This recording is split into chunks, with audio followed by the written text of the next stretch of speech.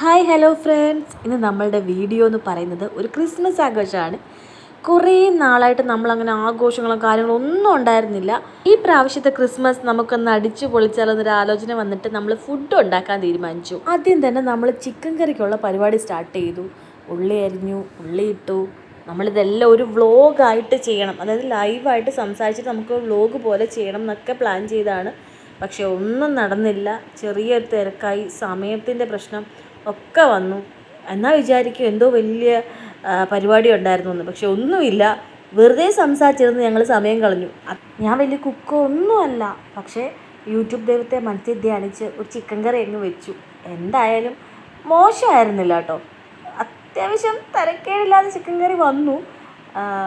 ഒരു ടെൻഷനും കാര്യങ്ങളൊക്കെ ഉണ്ടായിരുന്നു, ആർക്കായാലും ഉണ്ടാവുമല്ലോ.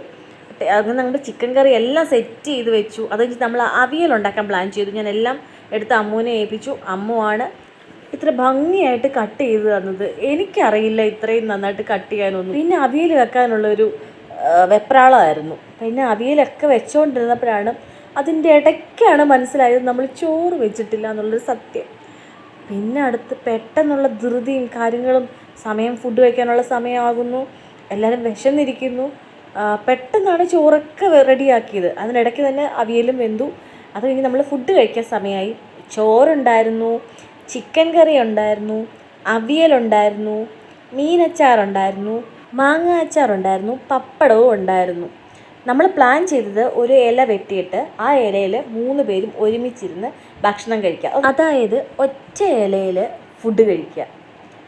അങ്ങനെ നമ്മൾ ആദ്യം ചോറ് വിളമ്പി, പിന്നെ കറികളൊക്കെ വിളമ്പി. നമ്മളത് ഒരുമിച്ചിരുന്ന് കഴിച്ചപ്പം ഒരുപാട് കറികളോ കാര്യങ്ങളോ ഒന്നും ഉണ്ടായിരുന്നില്ല. അത്രയും ടേസ്റ്റുള്ള കറികളോ ഒന്നും ആയിരുന്നില്ല. പക്ഷേ നമുക്കൊരു സന്തോഷം, നമുക്ക് ഭയങ്കരമായിട്ട് എല്ലാവരും അത് എൻജോയ് ചെയ്തു കഴിച്ചു എന്ന് തന്നെ പറയാം.